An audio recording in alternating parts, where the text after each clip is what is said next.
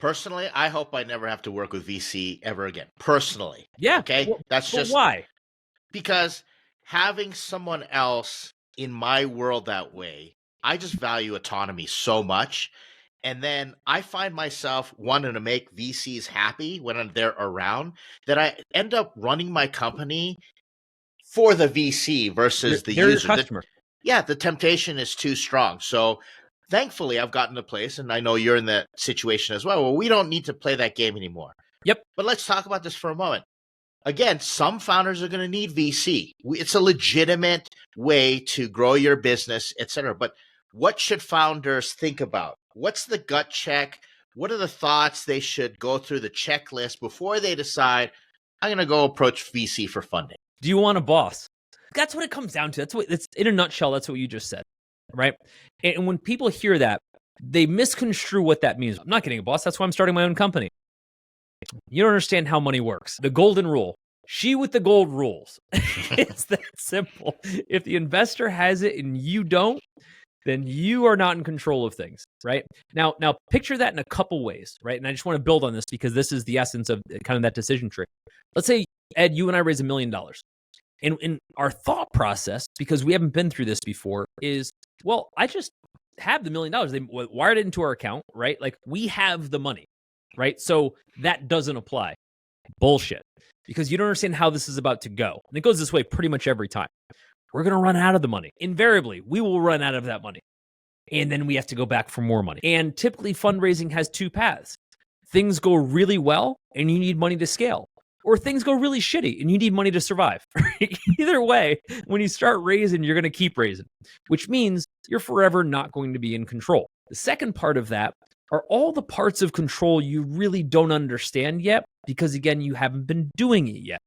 For example, Ed, you and I find somebody that's amazing that we want to hire, but we have to take it to the board. Guess what? That means we don't run the company. You and I decide that the product we're working on is crap, and we're going to go build something totally differently. Can't. There are a million things we can't do. Here's a cool one. We've run the business, generates $3 million in revenue. Not knock the cover off the ball, but not bad. And it's generating $165,000 a year in profit. Do we get to split that and take it home? We do not. Money has to stay in the company. There are so many things that with an investor involved at almost any level, you just can't do. You just don't get the option. That when you say, I want to raise money, your first consideration has to be, do I want to own this company anymore?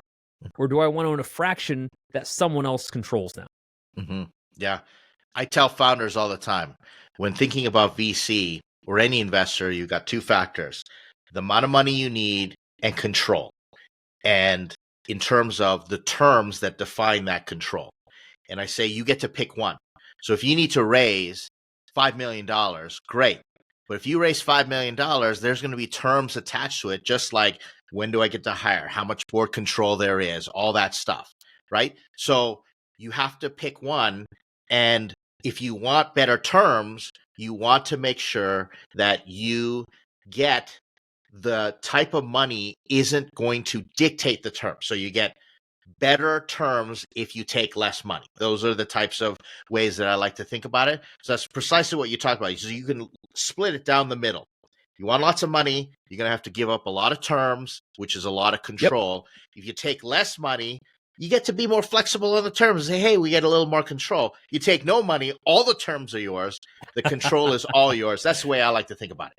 Yeah. And look, the part of the problem is, even if you take a tiny amount of money, you still often have a fundamental fiduciary duty back to those people to make sure that their investment was treated properly. Now, in a lot of cases, that never comes up, if I'm being honest, right? It's more of a concern than a reality.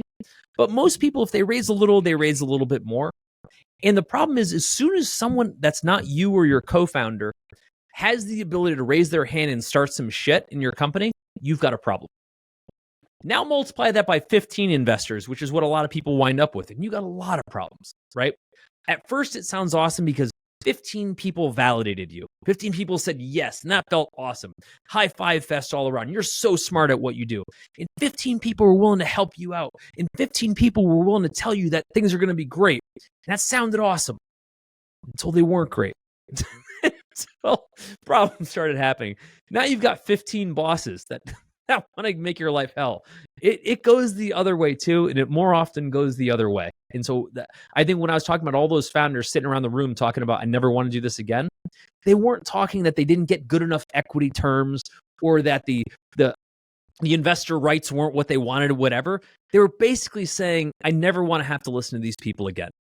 And they're not wrong.